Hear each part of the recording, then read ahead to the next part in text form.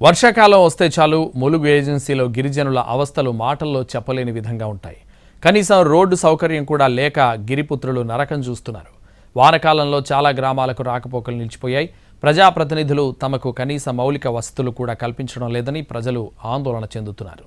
గతేడాది భారీ వర్షాలతో కొండాయి గ్రామంలో 8 మంది చనిపోయారు. అయినా అధికార యంత్రాంగం స్పందించలేదు. ఈ ఏడాది కూడా ఆ గ్రామానికి ఇతర ప్రాంతాలతో బంధాలు తెగిపోయాయి. ప్రజలు ఇళ్లకే పరిమితమయ్యారు. అనారోగ్యం బారిన పడిన వారిని ఆసుపత్రికి తీసుకెళ్లలేని పరిస్థితి నెలకొంది.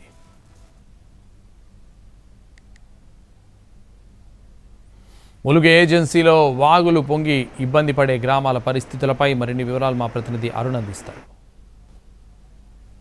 ములుగు జిల్లాలో భారీ వర్షాలు నమోదవుతున్నాయి. 2 రోజులుగా కురుస్తున్నటువంటి వర్షాలతో వాగులు వంకలు పొంగి పొర్లుతున్నాయి. మనం ప్రస్తుతం చూస్తున్నాం.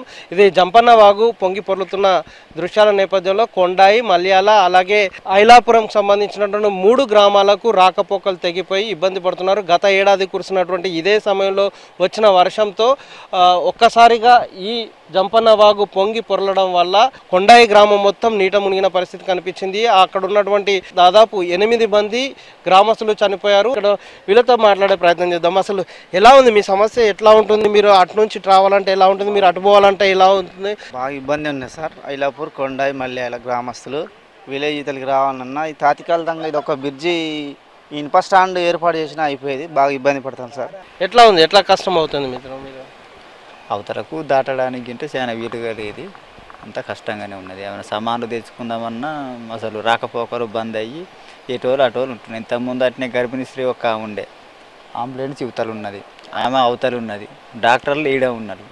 ఇప్పుడు అటు పోదామా డాక్టర్ ప్రమాదమే, పేషెంట్ వద్దామా ఆమెకు ప్రమాదమే. కాకపోతే సాయశక్తుల వల్ల కొద్దిగా బీడు ఉండడం వల్ల ఈతతో కొద్దిగా దాటించి ఆ డాక్టర్ వరకే దాటించి అక్కడ పేషెంట్ని చూపెట్టిన. పోయినసారి వచ్చినంత బాగా పెద్ద ఎత్తున వచ్చింది కదా, అట్లా ఎప్పుడన్నా వచ్చిందా?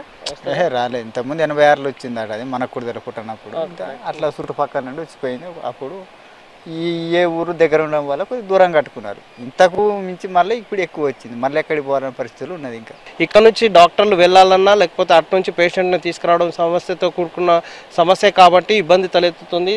ఈ బ్రిడ్జి నిర్మాణం పూర్తయితే మాకు ఆ సమస్య నుంచి బయటపడే వాళ్ళం. కానీ ఈ నిర్మాణంలో వాళ్ళు నాణ్యత చూపించకపోవడం వల్ల ఈ ఐరన్ బ్రిడ్జి పూర్తిగా ఈ ఏడాది వినియోగంలోకి రాలేదు. దాంతో సమస్యలు అయితే తలెత్తుతున్నాయని చెప్తున్నారు. గ్రామస్తులు కూడా ఈ గ్రామాన్ని వదిలి రామని చెప్పడం వల్ల అధికారులు ఏం చేయలేని పరిస్థితిలో ఉన్నారు. ఎవరికైతే అత్యవసరం ఉందో తప్పని పరిస్థితుల్లో ముంపు కనుక ఉంటే హెచ్చరిస్తాం. అప్పుడు తప్పనిసరి పరిస్థితుల్లో వాళ్ళ ప్రాణాలకి నష్టం జరగకుండా తీసుకెళ్లాల్సి ఉంటుంది. కాబట్టి వాళ్ళకు అనుగుణంగా చర్యలు తీసుకుంటామని చెప్తున్నారు. మనం రాజు తరుణ్ కుమార్, NTV వరంగల్.